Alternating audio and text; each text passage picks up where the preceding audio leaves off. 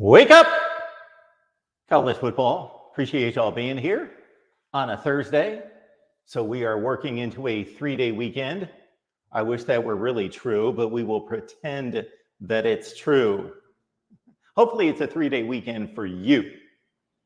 Appreciate all of you being here at the Voice of College Football to start off your Thursday, or maybe it's mid-Thursday for you. And as you can tell from the last sentence that I just tried to speak, these are the first words out of my mouth.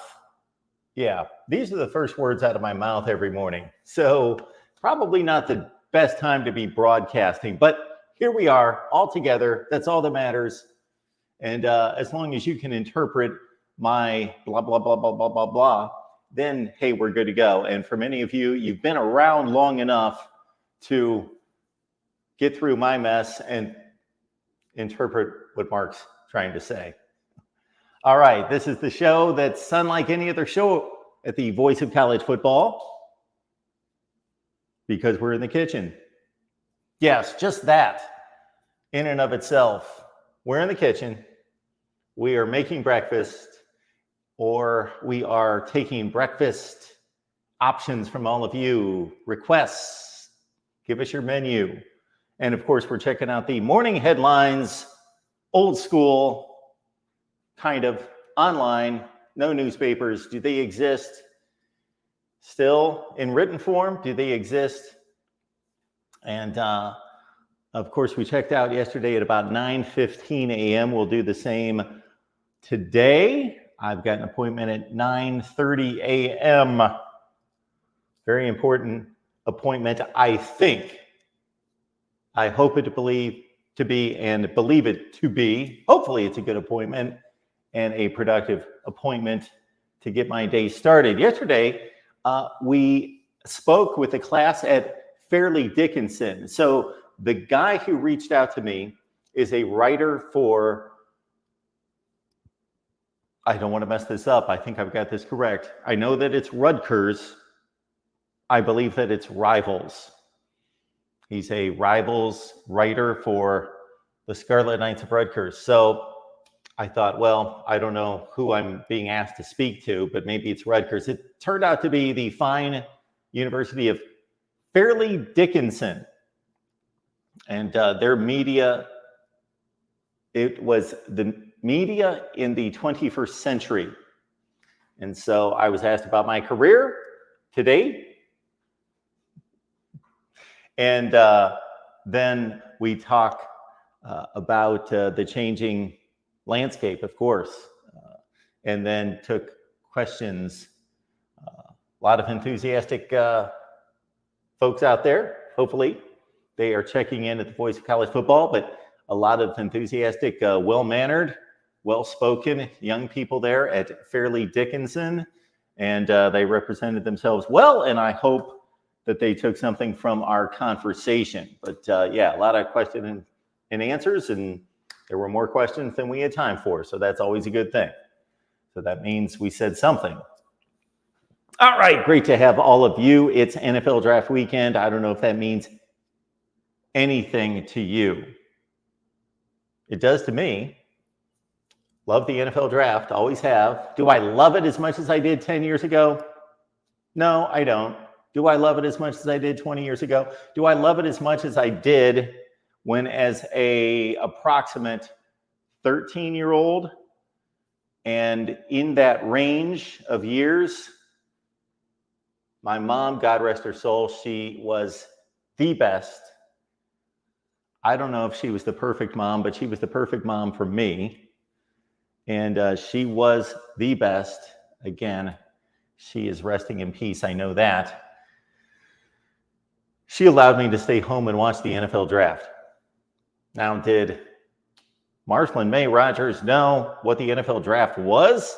I don't know what I said, how I convinced her, how in any way she understood, because she could care less about football, didn't want anything to do with football, never watched football, didn't watch the Super Bowl. She did not watch the Super Bowl. She could care less about football, thought it was stupid, boring. You know, what are guys doing running into each other? This makes no sense, which of course she was right. So she never watched football at all, knew nothing about it, but she would allow me to watch the NFL draft. And this is when most people, even NFL fans, did not watch the NFL draft. But I watched the NFL draft, and it was moved to the weekend at some point. They're fairly early in the television age of the NFL draft. Of course, the draft goes back. The NFL draft, that's a good question.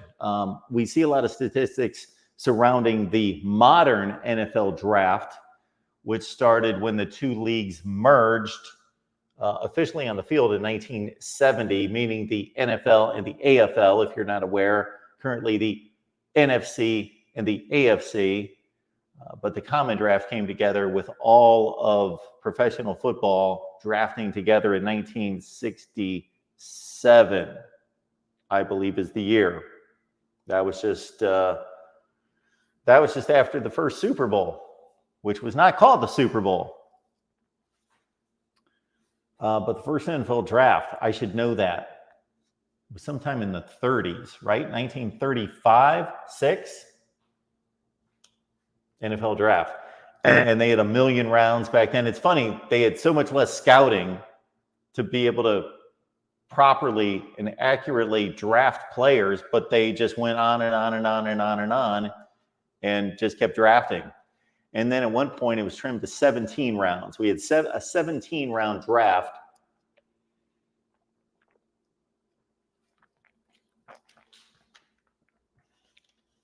I wasn't around for that. I was around for the 12-round draft. Then it got trimmed to 7 rounds at some point, and that seems to be a good spot. About 250 players are drafted. 32 times 7 is 214, 224. 224, and then there are compensatory picks that usually add up to about 256. 256 seems to be a number that was right there, but right around 250 picks, and about 300 of those players. That doesn't make sense. 300 players, new players in the NFL every year. Well, there are free agents. So not every player that's drafted makes an NFL team. Almost all of them. I haven't seen the statistics on that, but I got to think it's near 90%. So probably out of that 250, about 220 make it on an NFL team that year. And then there are free agents, and it works out to about 80 of those make it onto an NFL roster, 300 new players. So sometimes when you hear the statistic, well, the lifespan of an NFL player is 2.5 years. People I have heard in the past, and when I first heard that statistic, and the next 50 times I heard that stat, it was in reference to injuries and how dangerous the game is. All true. However, that number is skewed heavily, not by injuries, and that players can't play after 2.5 years. It's skewed by the influx of players into the NFL. How many players were 6th and 7th round picks? They played for a couple of years, and then they got replaced by somebody who was cheaper. They played for the minimum, then they got bumped up and bumped up and bumped up, and by year 5, they're still a backup outside linebacker and a special teams player, and the rookie can do that for far less money. Maybe at some point the NFL teams would not care, that they would make the evaluation, well, that 5th-year guy is that much better than the rookie, or maybe from a player evaluation standpoint, they would at that point make the evaluation, well, that 5th-year guy is that much better based on what we know of the floor, but we think the rookie could prove to be a standout guy, could be a surprise, so we're going to make that move. But now we deal with the salary cap. Over the past, I'm losing my NFL dates, salary cap's probably been in play about 20 to 25 years. Well, it's a budget. So if they're working with this degree of difference between those two players, get rid of the more expensive guy. Get rid of him. So that has more to do with the 2.5-year lifespan, with a league roster of 53 times whatever it is, 32. That's about 1,800. Tack on a lot of practice players and taxi squad and injured reserve, and you've got about 2,000 plus 2,200 NFL players. And if you're replacing about 15% of them every year, that's your lifespan hit to NFL. Injuries have something to do with it, no doubt. All right, welcome in. We appreciate you all being here. And maybe we suffered in attendance this morning from me just getting out the notification at the last second. I don't know which would be better, if I scheduled the show the night before, the day before, and then there's an opportunity for it to be out there, to be scheduled, and remind people that the Voice of College Football is here at 8 a.m. Eastern. Or maybe I alerted some people just a few minutes before the show by, boom, scheduling the show. Do you get your notifications? Some people sometimes tell me, no notifications, Mark. I've got them turned on and they just don't come through. I did hear one or two times, I don't know if this is accurate, that if we do 6 shows a day, that the notification only goes out on the first show or the first video of any channel. I don't know. I know I want to hear what you guys have to say today. And I've recovered rather well from the on the second or third sentence that I stated. I've been very, very precise in getting the words out because they don't flow at this point in the morning. Here we go.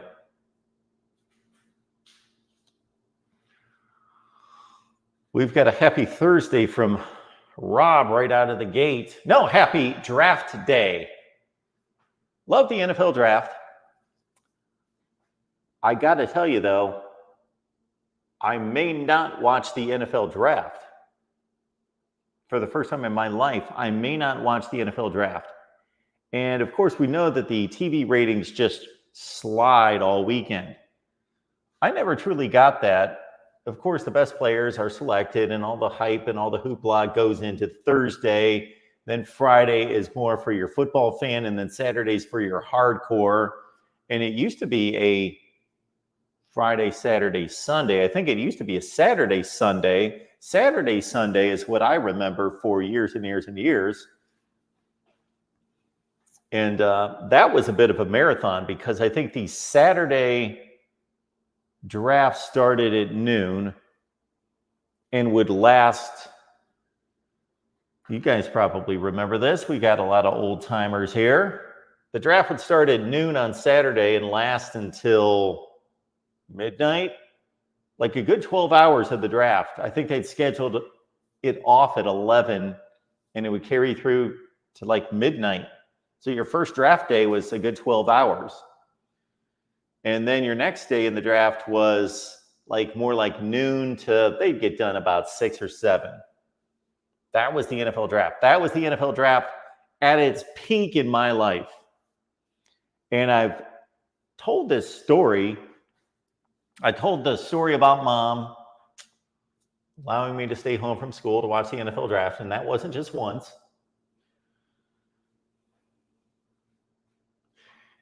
And then I'll tell the story of my buddy Brent. This is a pretty amazing thing. So this is the most knowledgeable draft guy I've ever known personally. I'm not talking about Todd McShay, Mel Kiper, Daniel Jeremiah, Mike Mayock. I don't know those guys. Don't know them personally. I've probably only seen Mel Kiper in person 20 times. Todd McShay, yeah, 15 or 20 times. Never have seen the other two gentlemen in person. So that, so in terms of a friend, a person that I knew, this guy had more draft knowledge than anyone. 1995 NFL draft. Check that. 96, 95, 96 NFL draft. This is the first draft we were watching together. and Flozell Adams was dropping in the first round. Michigan State offensive tackle. I'm sure you all remember him well. Flozell Adams. And my buddy said to me, well, he's dropping because they detected a hearing loss in his right ear, and he's a left tackle. And this was way before this information was readily available, thrown all over social media. This was in 1995 or 6.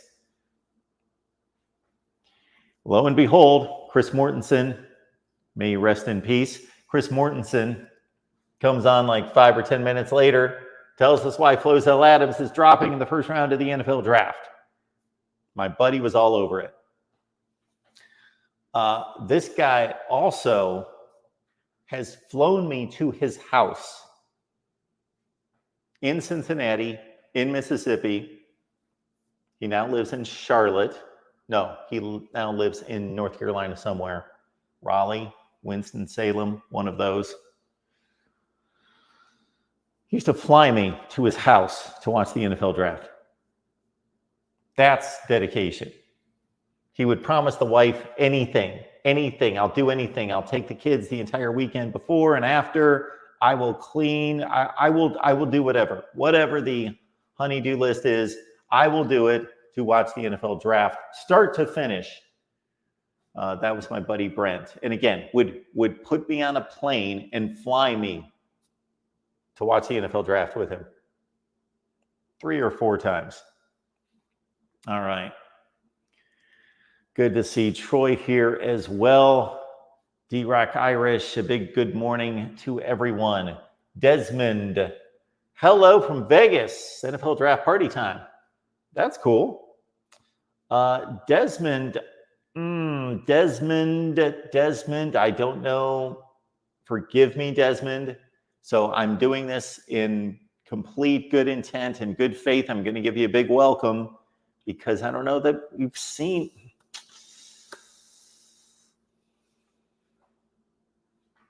It was my hope at one point during this whole process of building the voice of college football, of course, that I wouldn't recognize people in the chat, not because I didn't recognize them or I was aloof, didn't care, just because we had too many people watching that I wouldn't know.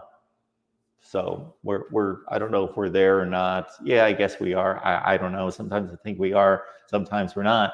But I am not readily conscious of Desmond's presence. So welcome to the voice of college football, Desmond. And we appreciate you being here. Would love to know who you root for and how long you've been watching. We have Wayne. I could say the same thing possibly about Wayne, but, we'll spare everyone the delivery. We'll just do that one time. We used to do that all the time. Good to see Wayne here. Sonny's here. Check out on the Texas channel. On the Texas channel, Jonathan Brooks, big NFL draft prospect, probably the first running back taken off the board. We had to sit down with Quentin. A lot of names were going through my mind. Quentin Crisco, my first conversation with Quentin Crisco of Butkus Stats. It's here. You'll recognize the thumbnail because I didn't make one. I'm going like that or something. So check it out. We go through the NFL draft last night. Great conversation with Quentin. So we appreciate him. Big day, yes. Bears fans, your latest savior has been served up to you on a platter. Wayne says, my mom sounds like his mom. Very understanding. Very understanding. She wasn't a pushover, though.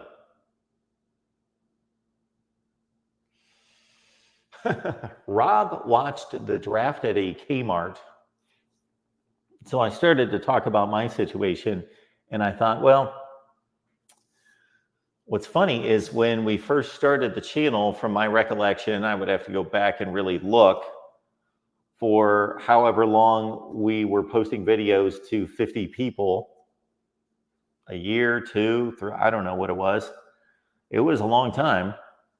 that our NFL draft videos were the most popular videos that we posted, NFL draft videos.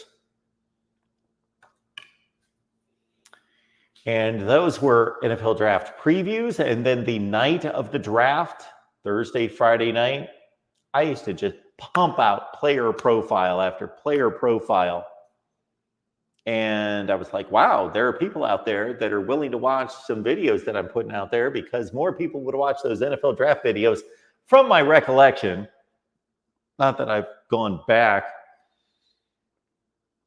and pulled those NFL draft profiles, but on the night of the draft, man, I was a worker. I was boom, boom, boom, pumping out my analysis on the NFL draft. As we were talking about on the Ohio State channel yesterday during the Buckeye Show, and you should be watching the Buckeye Show. It's a great one. Every Wednesday, 11 a.m. Eastern on the Ohio State channel.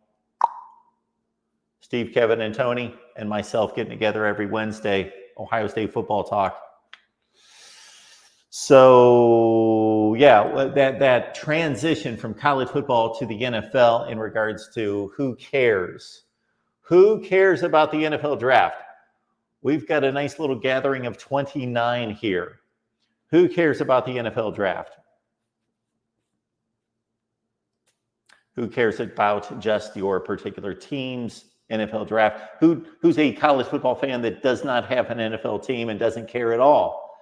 I think it's rather high, because the NFL, as we all know, is king in American sports. It's not close. It's not debatable. It's by far the most popular sport.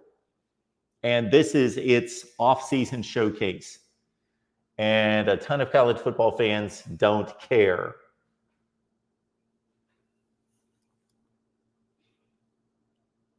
As depicted by our live stream on the NFL draft last night. Although I know it was sprung on everyone, I didn't necessarily have it set up, scheduled, didn't promote it, just threw it out there, but still, that used to be good enough.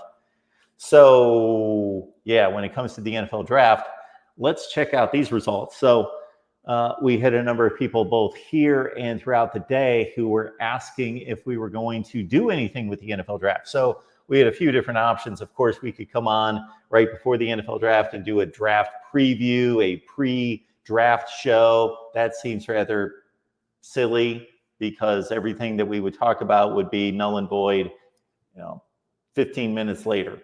Or we could do a watch party for the NFL draft. Maybe we'll do that in the future, NFL draft watch party. Okay, I was right, Ralph, on the NFL draft 1936. That was the date that was stuck in my head for the first NFL draft on 1936, because I believe that is the first year of the Heisman Trophy. Jay Berwanger, 1936, Chicago, correct? 1936. So the NFL draft, Jay Berwanger. This was a big year for football. First Heisman Trophy winner, first NFL draft, first AP and I believe UPI as well, college football poll and national champion. Speaking of which, we're going to go through all-time champions, all-time rankings, program rankings here very soon. Very soon. I have a big project that was sprung on me, and this is a good thing because it's a paid project, but had a project sprung on me involving preseason all-conference teams. That's going to take a lot of research because I want to do an exemplary job for this platform. So I'm going to be doing a lot of research over the next 4 or 5 days to deliver a couple all-conference teams. Why did I bring that up? There was a reason. Oh, all-time program rankings. I was going to get to those starting this week, but we'll knock that to next week. Hopefully, we will get to that soon. That's fun. That always brings to light quite a bit. I would like to have a database where, so I'm going to add up everything across the board that is relevant to me, at least. We are going to rank these programs based on winning percentage, bowl record, major bowl record, AP rankings. And I understand if you say, Mark, you rail on the AP rankings all the time. Yes, the individual AP rankings are flawed. However, taken over time, over the span of 85 years, there's a reason the number 5 team in the country lands at number 5 at the end of the season. You know, you could argue they should be number 4, they should be number 7, but they're number 5, valid. You know, the last 5 spots in the AP rankings, that's where when you start to delve out points for being ranked, that's where it gets to be a bit unfair. I'll take Minnesota from both 2 and 3 years ago. 9 and 4 Minnesota teams not ranked with as good or better records than teams that were ranked at the end of the year. So if you're just looking at the top 25 and saying, oh, give points to these programs, but not to these programs that were not ranked, well, they're in the back end of the poll. There are some discrepancies and arguments and debates to be had. And teams, there's probably 10 football teams at the end of every college football season that have an argument to be ranked. Regardless, we use the AP rankings as a point system. Just the final rankings. I had to clarify that for somebody the other day that thought we just take week 3 rankings in 1943. No, the final rankings. And then we go through all the award winners, not just the Heisman, all the award winners for all the positions, the NFL draft selection status of each school, the first round picks, national championships, of course, and conference championships. Of course, national championships are dicey. Even conference championships are dicey to a certain extent, because then you've got issues with teams that have played forever and others have not. Had an argument with somebody on X about that yesterday, claiming that Michigan, Ohio State. Yes, Michigan's won more Big Ten championships. But since Ohio State joined the Big Ten, they have a lead in Big Ten championships. Brant is here. Am I going to have another call out here? We'll do this a little bit later, Brant, because we already did our big shout out for the day, and I don't want to break eardrums over and over and over. Good morning, Mark. Who's the best quarterback in this year's draft? I think it's Drake May. Well, there's a difference between who was the best in college and who may be the best in the NFL. And I am not a scout. I just watch college football. I don't scout toward, okay, best NFL prospect. I gotta say, I know Drake May is a talented player, and he had a fine career at North Carolina. When I watched Drake May play, I was a bit underwhelmed. Again, his production in college and his ability to make plays against better teams, because I'm not watching North Carolina play Boston College or Syracuse. Not watching those games. There are better games to be watched. I'm watching North Carolina play Clemson, watching them play, I saw like the end of the game against Virginia because they got upset 2 years ago. Or was that last year? That was last year. They blew a 17-point lead against Georgia Tech. Now, there was a dropped touchdown pass in that game by North Carolina's best wide receiver. This was 2 years ago that I can't recall his name. He was drafted, but Drake May threw a great pass that would have won the game against Georgia Tech, and they blew it. So, yeah. I got to go with the experts on this and believe that it's Caleb Williams, the best quarterback in the draft.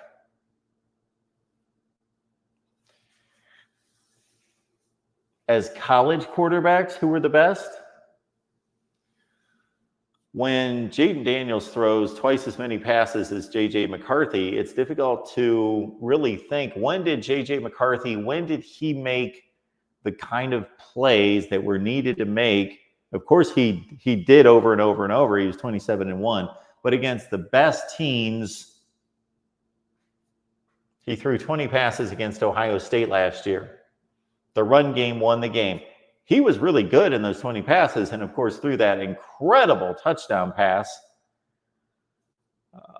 If you haven't seen it or don't remember it, check that one out. But I would not be surprised if between Williams, May, McCarthy, and Daniels, that one of those four quarterbacks turn out to be the best. Outside of that, I can't imagine. Our guy told us last night that Michael Pratt of Tulane is a sleeper and a guy that a lot of draft nicks are high on. Blank name is here. And others.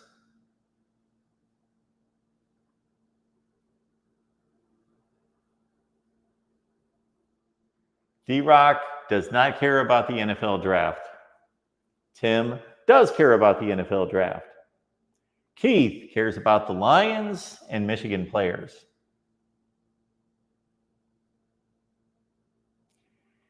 Yeah, the Bears. When is the last time the Chicago Bears had a franchise quarterback, a true franchise quarterback? Eric Kramer was a good quarterback. Jim McMahon, of course, won a championship. He was a good quarterback. More recently, Rex Grossman got to a Super Bowl. The best quarterback in terms of just throwing ability, yes, arm talent, Jay Cutler's the best. And he took that team to an NFC championship game, although he didn't play in the championship game. The last Chicago Bears franchise quarterback was Sid Luckman, right? Not Bobby Douglas, the old running quarterback in the 70s, or all the guys that I just mentioned, or Peter Tom Willis, certainly. So who was the Stanford quarterback that was their quarterback for a little while?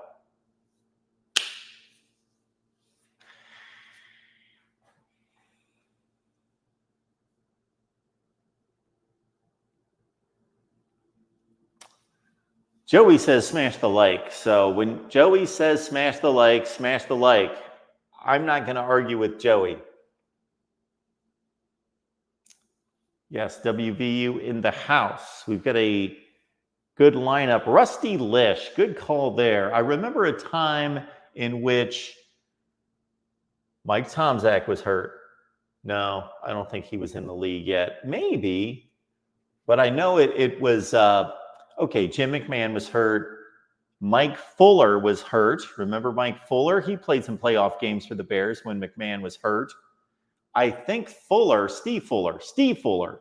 I think Steve Fuller played the 84 NFC Championship game against the Niners, which was a disaster. They got shut out. But McMahon, Fuller, and Lish were all hurt, and Walter Payton played quarterback. Remember that game? I think he ran for like 180 yards, but he went 1 for 4 passing or something.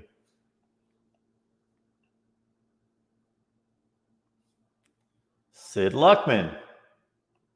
I went the same route, blank name. Troy, Sid Luckman. Marcus says, Mark, JJ was hurt late in the regular season. That's why he did not have the numbers. Knee injury. That very well could be. He's rising up draft boards. Some people are all in on that. I cannot, excuse me for just a second. I'm going to guess that you're a Michigan fan. So I have learned, and I hope everyone takes this in good faith here. And if you are not one of the 99.9%, then don't be offended. But when it comes to any type of arguments concerning both college football relevance or hierarchy, or what we're dealing with today with the NFL draft, if I'm hearing it from a partisan fan base, I got to discard it. Because what has been proven to me more than anything in talking to all of you, when the questions get hard and the analysis is serious, is that sure, everyone's biased, I'm biased included, but I am able to take that. I guess I've been working, doing this, and not just been a fan for so long that I can take the bias. Yes, there's still a little bias left. That's impossible to completely filter. I will argue with anyone about that. We're flesh and blood. Can't, but I got about that much bias when I rip away everything else and just focus on the matter at hand. I can't take anybody's suggestions on players because every time it's like, well, this is the argument, either when it comes to the NFL draft or more of the conversations that we have every day. I'm like, I already know who you root for by the statement you're making and the argument you're making. I would love, and I do this every day myself. I do this every day. I stick up for Michigan. I stick up for Ohio State. I stick up for USC. I stick up for Texas. I stick up for all sorts of schools if that's what the argument entails and if people bring me information, or it's usually very angled and manipulated information that I'm like, whoa, that's taken out of context, and let's provide some perspective. And yes, the statistic, well, many times I got to flat out say the statistic that they're bringing is wrong. It's wrong. So that invalidates everything right there. Okay, what you're telling me is wrong, but that's a quarter of the time, then the other 3/4 of the time. Okay, yes, that statistic is that, but let's understand all of this as well. So that's the deal there.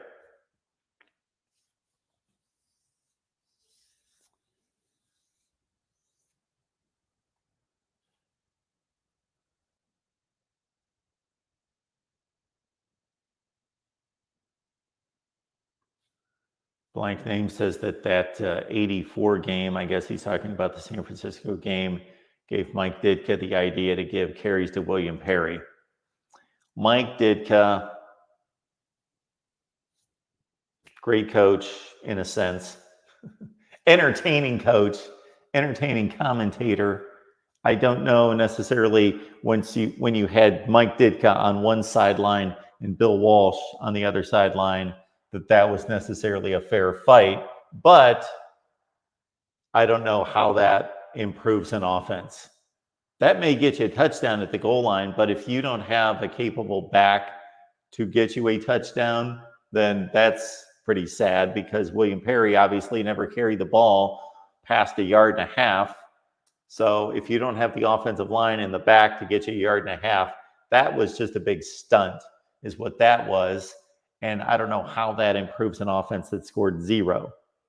So the next year, they just had a more capable offense because Jim McMahon was generally healthy when they won the Super Bowl.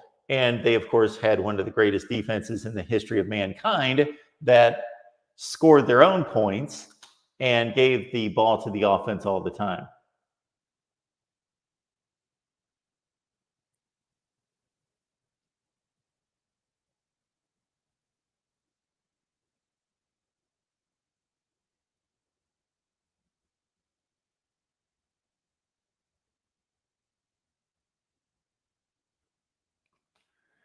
Keith says, I have preferred the national championship quarterback for the last umpteen, I guess that would be years, not yards. I don't know what that means, that he prefers that player to automatically be the best quarterback in the draft.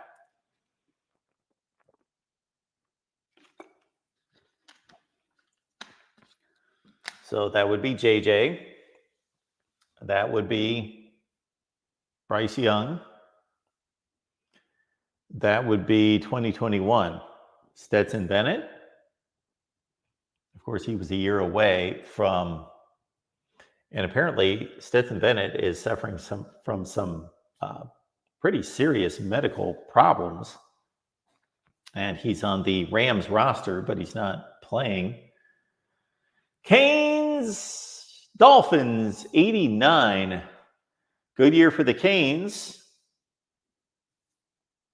Pretty nondescript year from what I remember from the Dolphins, who played in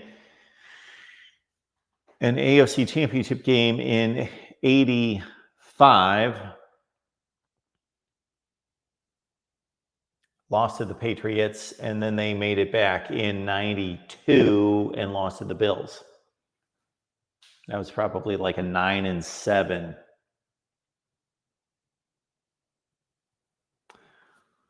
Canes Dolphins asks, Mark, what's your opinion on why it is that some Canes fans want Mario Cristobal fired already instead of being patient? Okay. All right. I'm going to play the Canes fan who wants Mario Cristobal fired. So understand this, Canes Dolphins 89. This is not my full opinion. I'm just stating facts. So take this perspective. We hired a coach. We pay him a ton of money. He's one of the 5 or 10 best coaches, highest paid coaches. Let's sort that one out right away. He's not one of the 5 or 10 best coaches in college football until proven otherwise, and that's going to take a mountain to move. So Mario Cristobal is paid handsomely. Mario Cristobal took over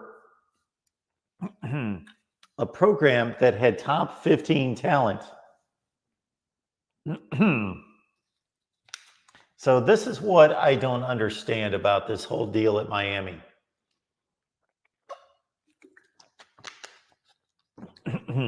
Take any successful college football coach, not just today, but throughout modern history. Almost all of them were immediately successful. Immediately, even if they took over dumpster fires, they immediately upgraded. Immediately, the win totals shot up. Name anybody by year 2. Okay. And if they didn't shoot up, we're talking about Bill Snyder, Kansas State. We're talking about them taking over just a complete mess. Like, to compare Bill Snyder's Kansas State program when he took it over in 1989? 6? Maybe their first good team was in 89. Anyway, it was right in that range that, he's dealing with the 70th or 80th best recruiting classes in the country and JUCOs, and Miami and Mario Cristobal walks into a situation in which, at this point, Manny Diaz took the same level talent and won more football games. Manny Diaz, who of course got fired, who of course just got the job at Duke. We will see on his second run at it if he's learned. And who was impressed with Manny Diaz when he got fired? After, was it 3 seasons? 19, 20, 21, with a winning record. And Mario Cristobal took over a decent program from a talent roster perspective. And 12 wins and 13 losses against a weak schedule. Like, can you imagine if Miami had been playing like Ole Miss's schedule the last 2 years?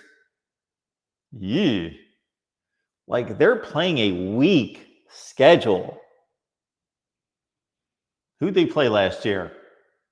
They played a down Clemson. They played a good Florida State. They played a down Texas A&M. And then they played the rest of the fodder in the ACC, a good Louisville team. But anyway, it's an ACC schedule that's not very good. And he's 12 and 13. And of course, We know what happened against Georgia Tech. He's recruiting great. If I was running Miami football right now, Mario Cristobal would, if I had to take it over, Mario Cristobal was already my head coach. I don't know that I would have selected him to begin with. I'm not saying he was a bad selection. I'm just saying he was a good selection. He's a good fit. He has the appearance of being a good fit, but we know what that's looked like in Lincoln, Nebraska with Scott Frost. Scott Frost, Jim Harbaugh, two completely where favored sons came back who had glory there as a player. Well, Harbaugh was a great hire, and his track record showed that he would be. Scott Frost was not, even though his track record indicated that he would be a good hire. Mario Cristobal loves Miami, wants to be there, probably wants to retire there, probably wants to build a 25 or 30-year dynasty and call it quits. Although this is a young man's coaching game. But can't you see why Miami fans would be disgruntled? I know it's only 2 years, but he didn't take over a mess. It's not like he took over a mess, couldn't get it turned around. It's only been 2 years. Okay, let's see what he's got in year 3. He needs more time. He took over a top 15 roster. He's brought in 2 excellent recruiting classes. Maybe part of the problem is what was touched upon by our guy, Brad Tejeda, which reminds me, I got to put that on the to-do list. We've talked show rundowns the last couple of days, and I've shown you my show rundown. Well, that's the show rundown today. And don't look at those 3 boxes there, because those 3 columns, because that's the show rundown's nothing. That's my immediate to-do list after we get done. So no show rundown. We do the headlines, we eat breakfast, we small talk. So I guess I don't need one of those. But can't you understand? Now, I am not calling for his firing, but I understand he didn't take over Boston College. He was left with talent. Tyler Van Dyke was a capable quarterback. Tyler Van Dyke was one of the best quarterbacks in the country for 8 or 9 games under Manny Diaz in 2021. And I don't know what happened there. I know that Mario Cristobal had a hire in Josh Gaddis. That's part of the problem.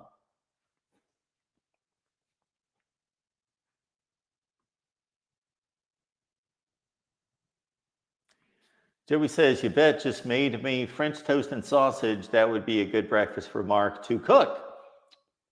We are going to take that on as soon as somebody, the deal is deliver on the goods, and we will make your menu. So bring the menu item, and we will take it to the store.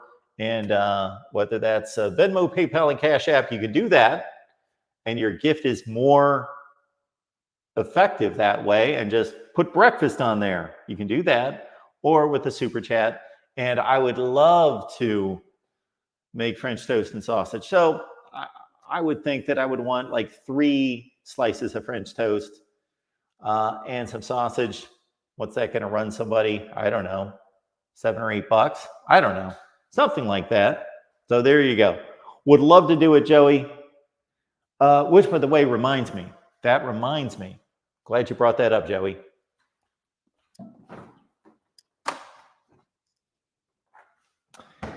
We had our first request that came in that we fulfilled yesterday. Unfortunately, I did not see Megan in the chat. Megan was all over the chat the previous day, which must have been Monday, Tuesday, was all over the chat and wanted a vegan breakfast.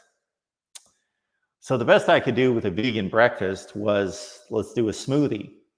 And I used to drink smoothies all the time, and I need to get back into the habit. So we made ourselves a smoothie. And it's very odd because my blender was leaking while I was making the smoothie. And I was like, this has never happened before.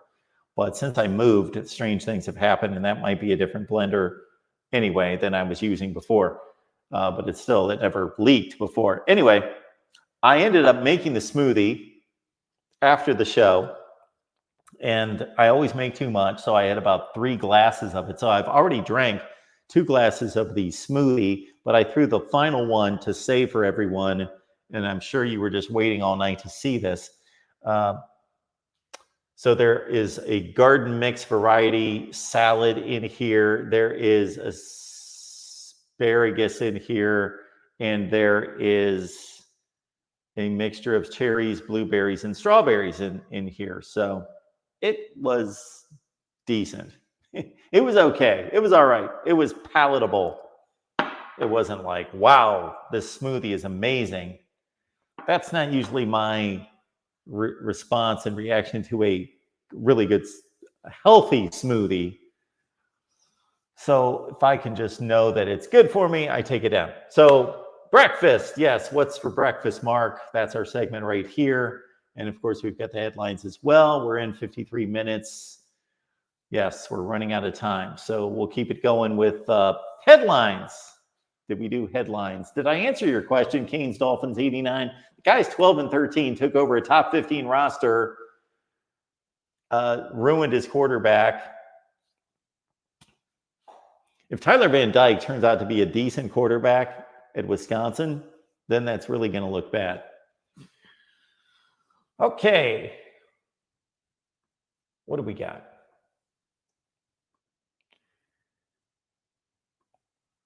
Oh, yes. So this was big news.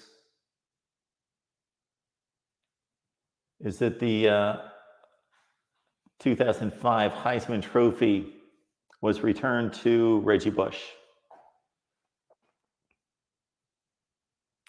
So this is coming from Pete Thamel. I really don't know the odds and ends of why it was returned or who made that decision. I know it came from the NCAA.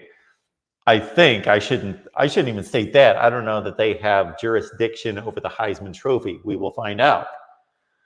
So Reggie Bush has his 2005 Heisman Trophy back, as the Heisman Trust announced Wednesday the formal reinstatement. So that's coming from the Heisman Trust of the trophy to Bush amid what it calls enormous changes in the college football landscape. So basically,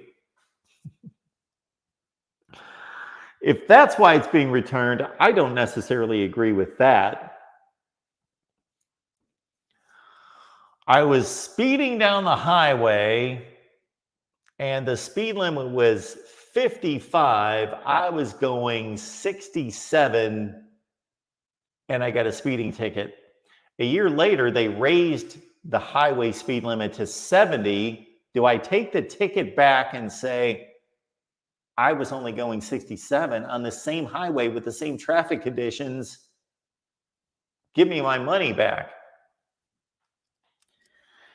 Anyway, I'm sure there's more to it than that.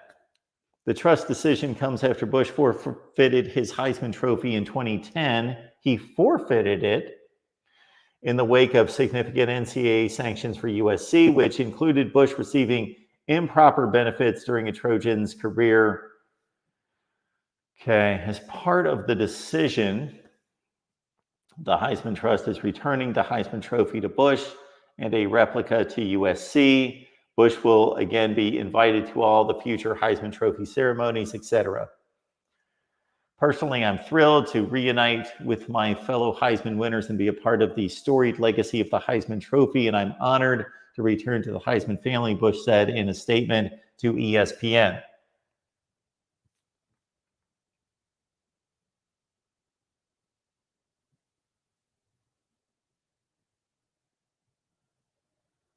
Okay, this is what matters.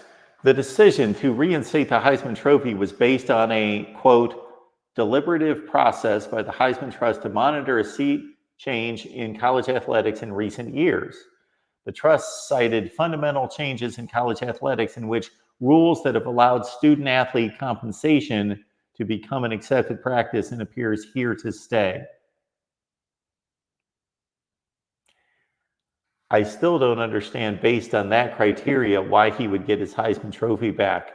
I understand a lot of other arguments about it, that this was being done all over the place and USC just happened to get caught.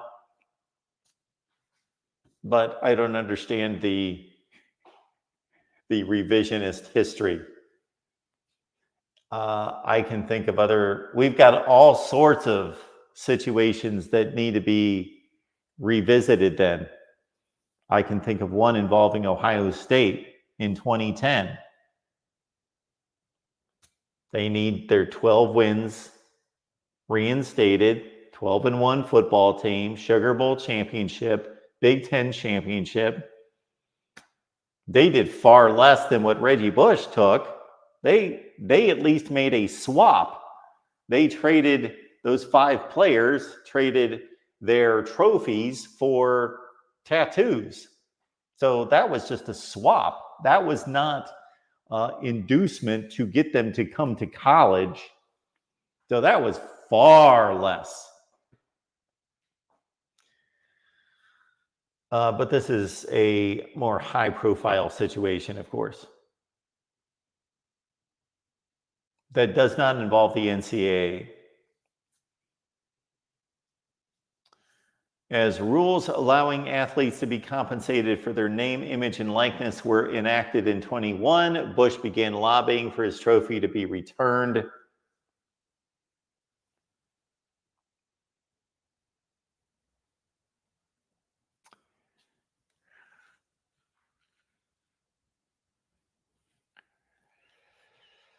Yeah, I gotta say, I am rarely mixed on any type of decision, but when it comes to this one, yeah, I'm kind of mixed on this one. Are there other players who received Heisman trophies who benefited from the system and payouts? I think we can all agree. I'm sure somebody or 10 of them or 100 of them that have won the Heisman, well, it's only been about 90 of them. So anyway, sure, give him his Heisman based on his performance on the field. Obviously, he earned the Heisman, and other players have been compensated. So based on that logic, but this is a stupid reason to give him back his Heisman. That rules now are different. So that I shouldn't even need to explain that, why the reason to give him back his Heisman is really stupid.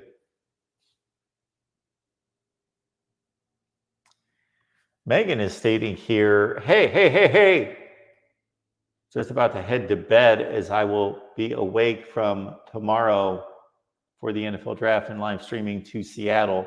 So happy Reggie got his Heisman back. That's right. Megan is a USC fan. And Megan, I hope you missed or did not miss the part in which we went through your contribution for breakfast yesterday. So thank you for that.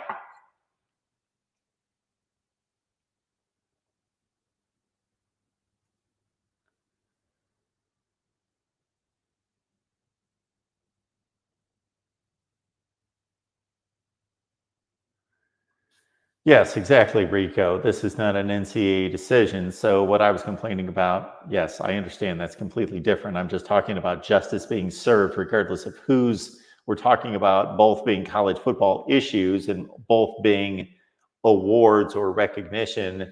And one is controlled by the Heisman Trust and one is controlled by the NCAA. But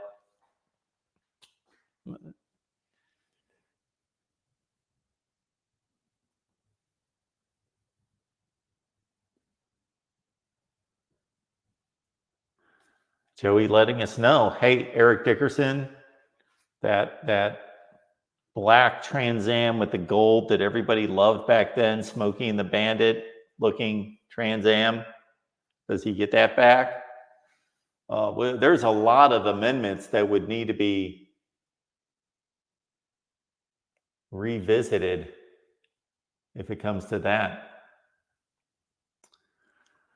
904 Hurricane is predicting a Miami-Clemson ACC championship game payback time for 38-3 in the 17 edition. Sandra would love to see it. Miami and Syracuse, just to see something different. Yes. Not that I'm rooting for those teams, but hey, Sure.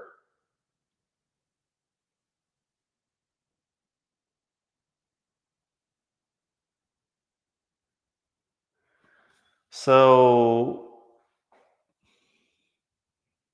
Kialani is saying here, all the same people who thought Cristobal would not leave Oregon for Miami are now trying to say he's a disappointment in South Florida, people trying to have it both ways. All right. So I'll put myself out there. Point number one, I had no prediction. I made no projection on whether he would leave Oregon. It seemed pretty sensible to me that he would leave Oregon. So that was my lean. That was my guess that he would leave Oregon for Miami. But for those people who did not think he was going to leave, both can be true. So those people can hold to both of those opinions at different times, and they both can be true. There are people out there that could have thought that Mario Cristobal was going to stay at Oregon and shun Miami, and they can also believe that he's a disappointment. You can have it both ways. Why can you not have it both ways? They didn't think he was going to leave Oregon. They now think he's a disappointment in Miami. Those things can be completely exclusive. Ralph, yeah, the Miami football program, I posted a video a couple of years ago really outlining how awful Miami football has been since 2004-05. Those were the last couple of really good seasons they had.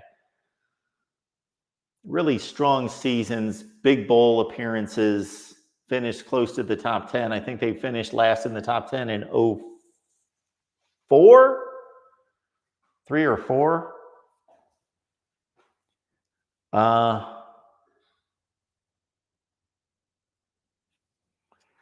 I would not argue with anyone like Ralph who says that Miami should not have high expectations, but I also would not argue with anyone who would say that they should. So based on their on-field performance, yes, they should not have high expectations, because what have they done in 20 years?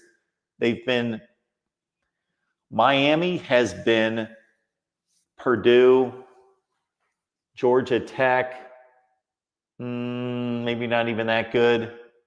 They have been Illinois.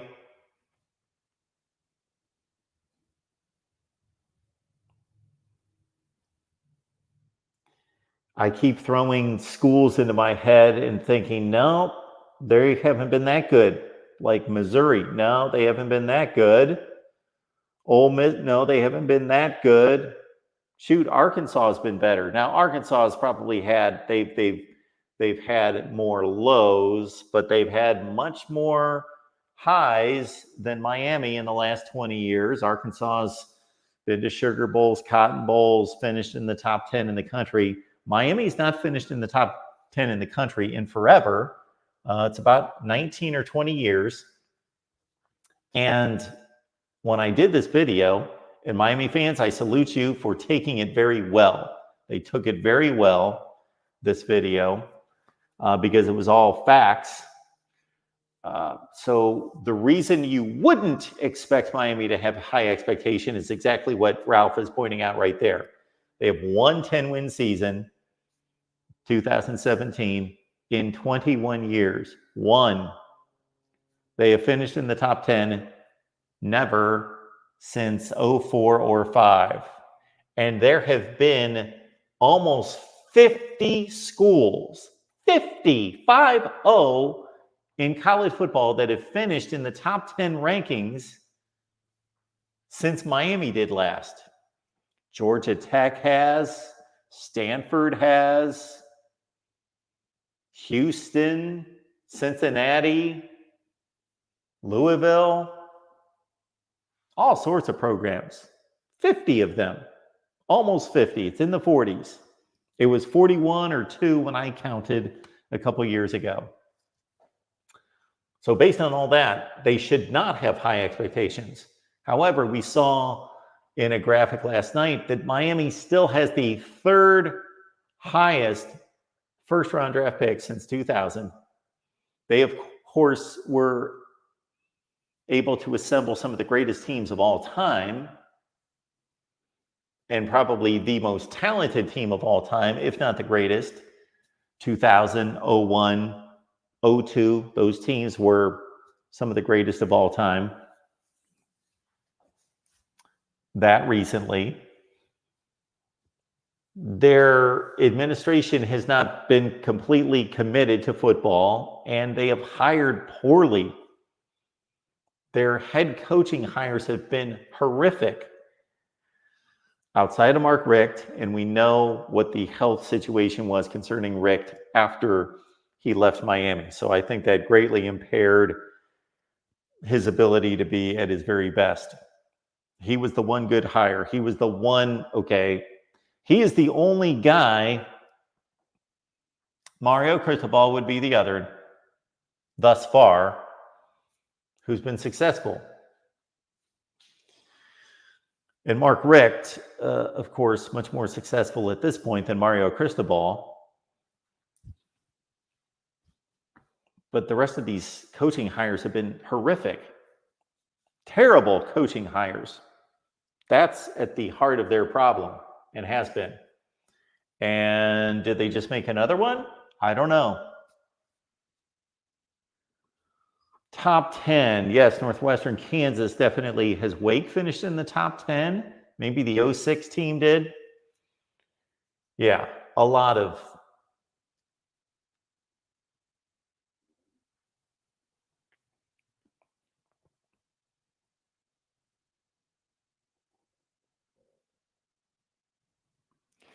So Wo Nelly is going the potential route.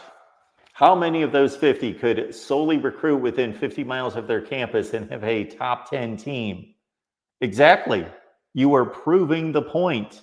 We are talking about being disappointing. You are making the case for why Miami is such a huge disappointment and failure. I will use the word failure. It's about as harsh as you can use about anyone in a work environment. Are you a failure? If you're a failure, yeah, they're pretty much a failure. Their record for the last 20 years is basically this: 7-5. That's what they are. If you take all their records, throw them all together, mash them up all together, they're 7-5. That's a failure. It's not horrible, horrific, worst in the country. There are far worse programs, but you have just outlined why they are disappointing, because it's all right there for them. And whether they've missed out on those recruits and let them go to the rival schools, the other SEC, the other schools in the state, and SEC schools and Ohio State and those places, whether that's part of the problem, and part of the problem is that they brought in talent and they don't develop and win and put together game plans because they've not hired a good head coach. Yes, exactly. So, Wo Nelly, you know it, but there you go. All right, so I don't know what we're going to have for breakfast today. Did we get to all the headlines? We got to one headline. I think that's about it at this point. Let's see what else we got.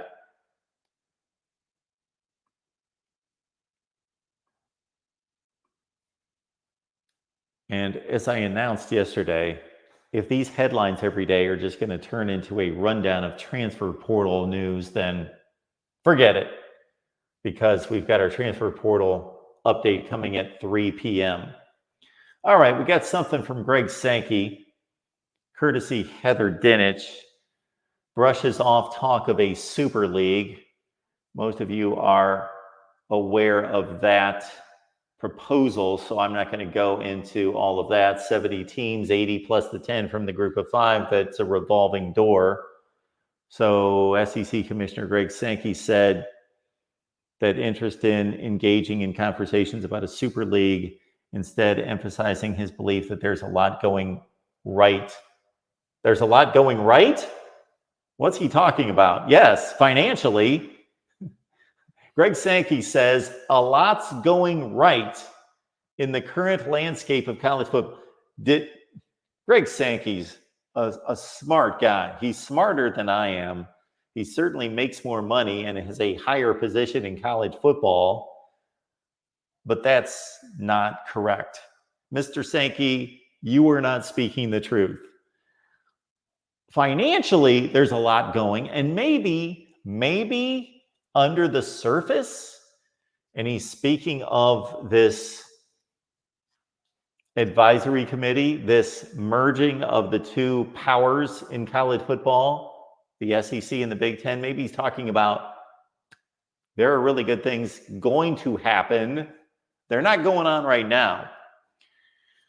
Okay, so the good things concerning college football right now would be a lot of people are backing this 12 or 14 team playoff because it's going to afford more teams a shot at the national championship, and it's going to be a great spectacle, going to make a ton of money. And most people, I think, are on board and like it. And college football TV ratings the last couple of years are up. So from a money-making standpoint, I completely agree with you.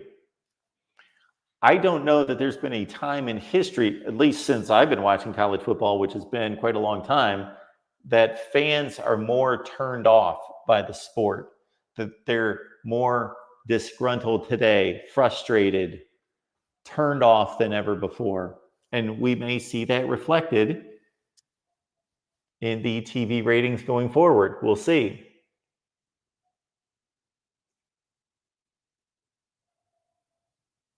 He spends his time on what he has to do. Okay, this is the whole, again, we're not going to go into that. If you want to read up on that, please do. I posted a video about it, I believe.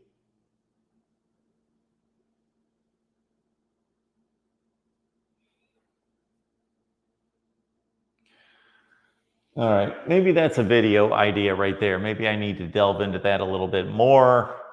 And the rest of the news on this fine Thursday has to do with the transfer portal. And again, we will be back at 3 p.m. Eastern time with our transfer portal update, our daily update. Thank you, Megan. Appreciate that. Yes, we went the smoothie route to fulfill your vegan request. Thank you, D-Rock. We do our best. We do our best. As was mentioned to us during the Miami show last night, and I so much appreciate this comment from Falconer TRX. Falconer TRX stated to Cam Underwood and myself, he said, I believe that you guys could do a national show and be just as good as fill in the blank. And I said, well, thank you. It's not for me to make that determination.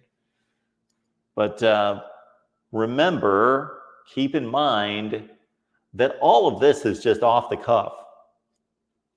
All the shows that you guys are used to watching through the years on the main networks and even online now require hours and hours and hours of preparation.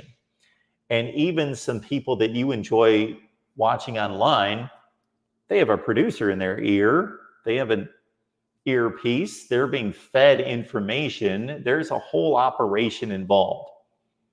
I just pop on, and it's not that I never prepare. I do at times when I have a chance, and the topic requires some preparation, but I would like to prepare a whole lot more. But I do appreciate that comment, D-Rock Irish.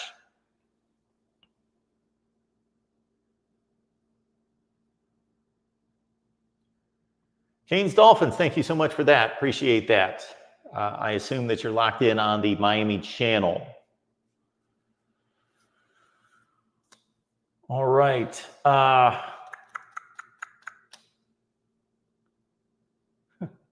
Thank you, Ferris.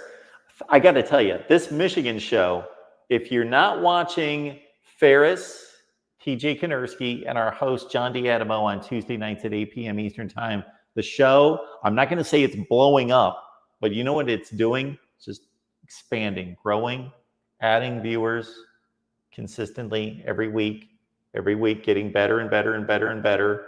The camaraderie between those three, they all have their lane. John is extremely organized.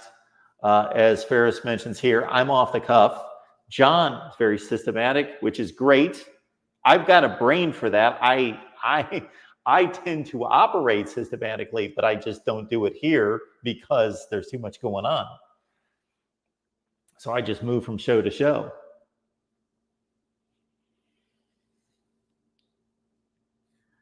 Megan, thank you so much for acknowledging watching breakfast yesterday. But here Ferris says, Mark has 25 plus years of experience.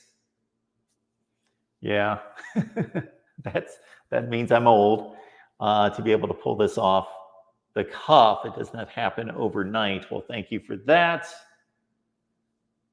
Yes, 1991 was the first dive into the TV industry.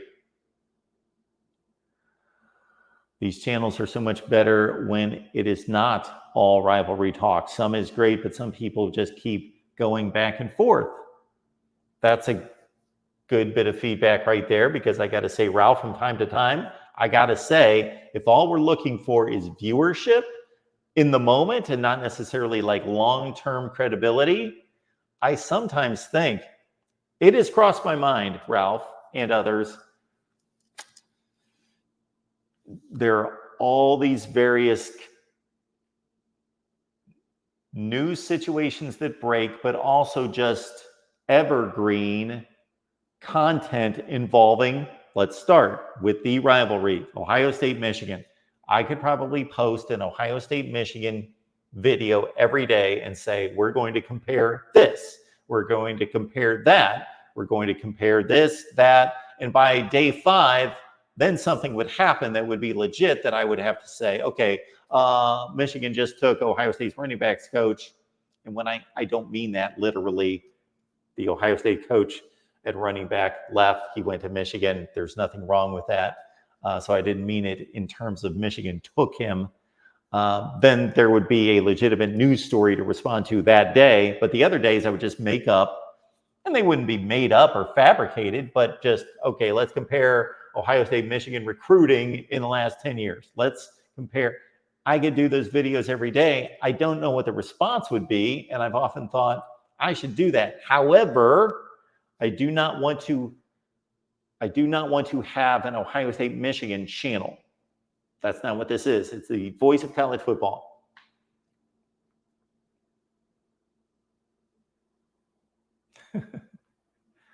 Joey has kids that are nearly my age. Well, Joey must have been pumping them out at like 15 years old. As John says, it's Michigan, Ohio State in the chat all the time. And I don't think it always was that on this channel. We had a large SEC contingent. And I actually had the thought the other day, because we're building, growing, needing to grow our SEC channel. I just didn't have the thought that we would start a SEC show, weekly show. I actually had the thought, I probably have more contributors, not contributors. When I say contributors, I'm thinking of guys like John that are here. I don't want to say it this way, on staff. He's not on staff, but he works with us here. We probably, beyond that, I'm talking about guests. So guests that we have on. Steve Dace yesterday, for example.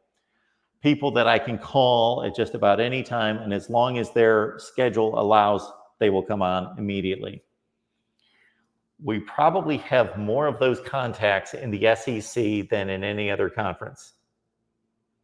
So I was thinking, should we do one hard-hitting hour of SEC football every day? I might do that. I might do that. Put it on that SEC channel that's needs 500 more, needs to do better, needs to grow, and we would make zero money for a time. Might do that. All right, folks, we do appreciate you being here at the Voice of College Football. Now, for breakfast today, unfortunately, I knew this late last night. I fully knew this, and I still did it. I knew I only have enough of my organic, although we determined yesterday when we were going through the serving sizes and the nutritional count that it's got 3 times as much sugar as Life. So I don't know if I'm going to buy it anymore. It's not that good. It doesn't taste that good. Plus, it's expensive. So that's going to go off my list. Again, FDA serving sizes should be consistent across the board. Don't allow these manufacturers to fool people.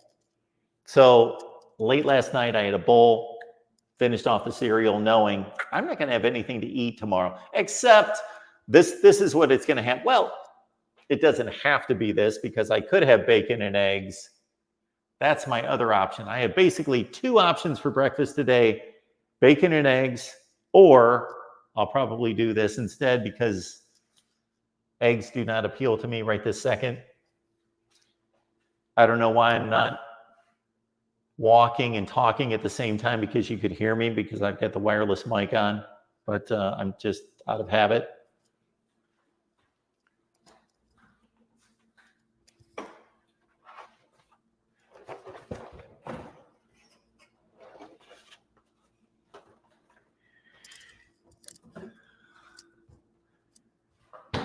This is what's for breakfast today. Again, we could go bacon and eggs, but that's for breakfast with, yes, May 2nd. We're still in good shape. And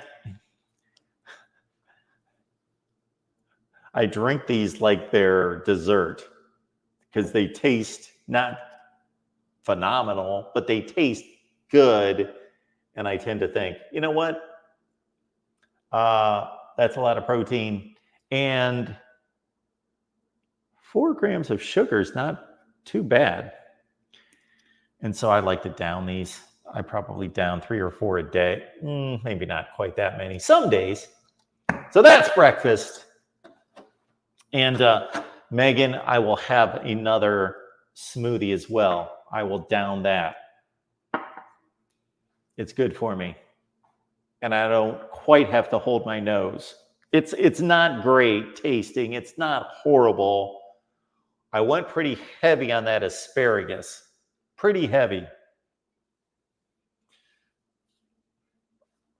All right, folks, we appreciate you being here at the Voice of College Football. Next stop is 3 p.m. Eastern Time with our transfer portal update. Oh, I wanted to show you. So we took a poll because people were requesting a live stream for the NFL draft.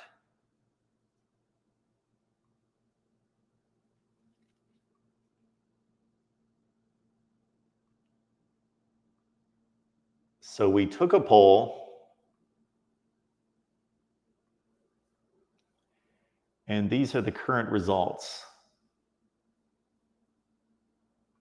So lo and behold, I will let the people speak for themselves. Should we have NFL draft post game?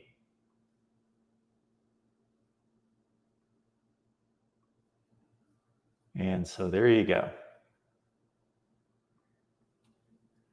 The fans have spoken.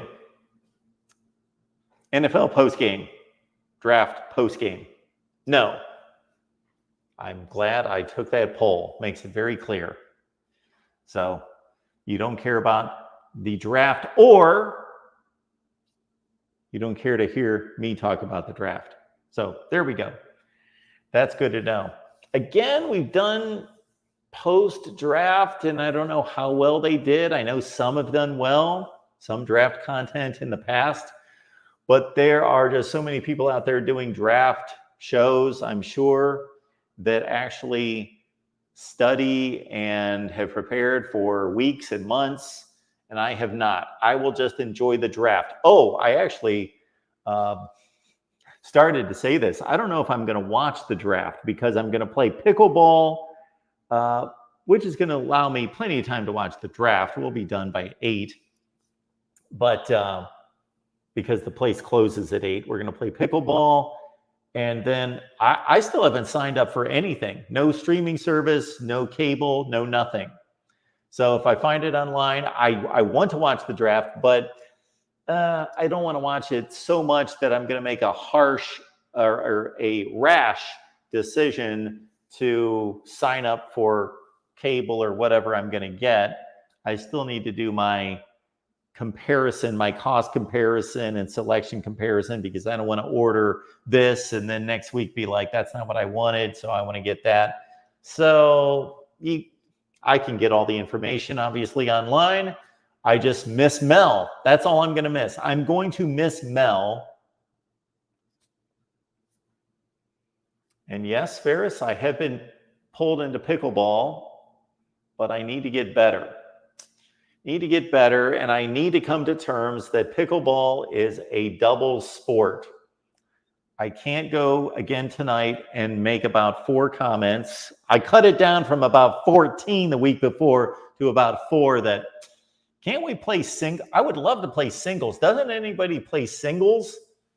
I don't want to have to think and coordinate with somebody else. I just want to cover the court. Just me. Then I know who to blame. When I lose, when there's a shot missed, I know who to blame. Me. It's all on me. That's how I like it. That's why I enjoy tennis. The other team sports are different. When I played football, different. When I played baseball, well, of course, there's that element of you're in the batter's box. It's just you. If you're unsuccessful, then it's all on you. I tend to like that. LFG. I like this too. LFG shows up and goes, like number 32. So what does that mean for everyone else? Please hit the like button. All right, appreciate y'all being here at the Voice of College Football. It is Thursday, therefore we will have, again, the transfer portal update at 3. The Clemson show's at 7. Joey's got a show on the West Virginia channel at 7. And that should be the lineup for this fine Thursday. Take a 3-day weekend. We'll be back on Monday. We will see you for Wake Up College Football. Thanks for being here.